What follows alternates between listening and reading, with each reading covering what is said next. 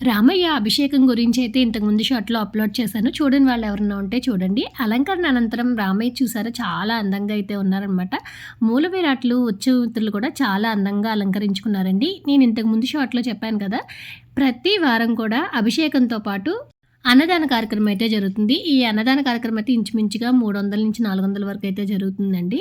వండిన పదార్థాలన్నిటిని కూడా ఇలాగా స్వామివారి ముందు పెట్టేసి అయితే స్వామివారికి హారతి ఇచ్చి నివేదన చేస్తారు. స్వామివారి హారతి నివేదన మీరు కూడా చూసేయండి.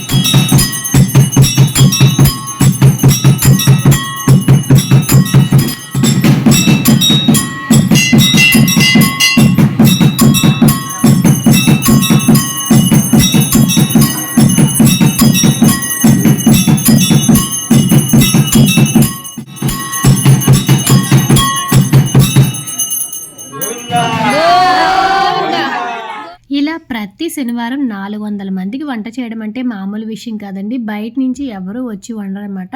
ఊళ్ళో ఉన్న మహిళలు, కొంతమంది అయితే పెద్దవాళ్ళు ఉంటారండి. వాళ్ళు వంట చేస్తూ ఉంటారనమాట. ఏది ఎలా కావాలో వెనకాలైతే చాలామంది మహిళలైతే కావాల్సినవన్నీ కూడా సమకూరుస్తూ ఉంటారనమాట. ఈ పని ఎవరు చేస్తారు, ఆ పని ఎవరు చేస్తారు అనుకోకుండా ప్రతి ఒక్కళ్ళు కూడా ఆ పనులన్నీ చేసేస్తారు. కాయగూరలు కోయడం దగ్గర నుంచి అక్కడున్న సామాను కడగడం, అలాంటి పనులన్నీ కూడా అక్కడ గుళ్ళో అభిషేకం జరుగుతూ ఉంటే, ఇక్కడ వంట కార్యక్రమాలన్నీ కూడా ఆడవారి దగ్గరుండి చూసుకుంటారండి. మగవారు కూడా చాలా సహాయాన్ని అందిస్తూ కోదండరామయ్యకి ప్రతి వారం కూడా ఊళ్ళో ఉన్న వాళ్ళందరూ ఇంచుమించుగా సేవ చేసుకుంటూ ఉంటారు.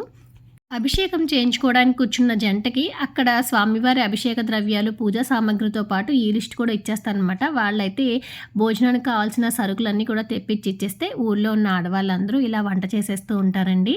ఇక్కడ మీరు చూసినట్లయితే వంట చాలా వరకు అయితే అయిపోయిందనమాట. లాస్ట్‌లో అరటికాయ బజ్జీ అయితే వేస్తున్నారండి.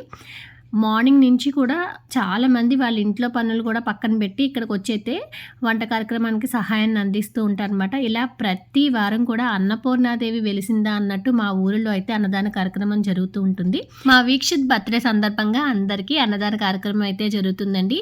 ఇక్కడ అన్నదానానికి కూడా మగవారందరూ కూడా వడ్డించడానికైతే ఇలా క్యాటరింగ్ పద్ధతిలో వడ్డిచ్చేస్తూ ఉంటారనమాట. గుళ్ళో అన్నదానం కోసం ప్రత్యేకంగా ప్లేట్స్ కూడా తీసేసుకున్నారండి. ఇలా భోజన కార్యక్రమాలన్నీ కూడా అయిపోయిన తర్వాత ఈ గిన్నెలు మొత్తం అన్నీ కూడా తోమేసి ఎక్కడెక్కడ సర్దేసి మొత్తం ఆ ప్లేస్ అంతా కూడా కడిగేసి వెళ్తారు. మా కోడిగుంటలో భక్తి చాలా ఎక్కువండి. ఏ పూజా కార్యక్రమాలైనా కూడా చాలా బాగా చేస్తూ ఉంటారు. ప్రతి శనివారం రామయ్య సేవ, శుక్రవారం దుర్గమ్మ వారికి, అలాగే గ్రామ దేవతలకి అన్ని పూజా కార్యక్రమాలు కూడా చాలా బాగా జరుగుతూ ఉంటాయి అన్నమాట. చూసారా ఎంతమంది భోంచేస్తున్నారో. ఇలా ప్రతి వారం వంట చేసి పెట్టడం అంటే మామూలు విషయం కాదండి.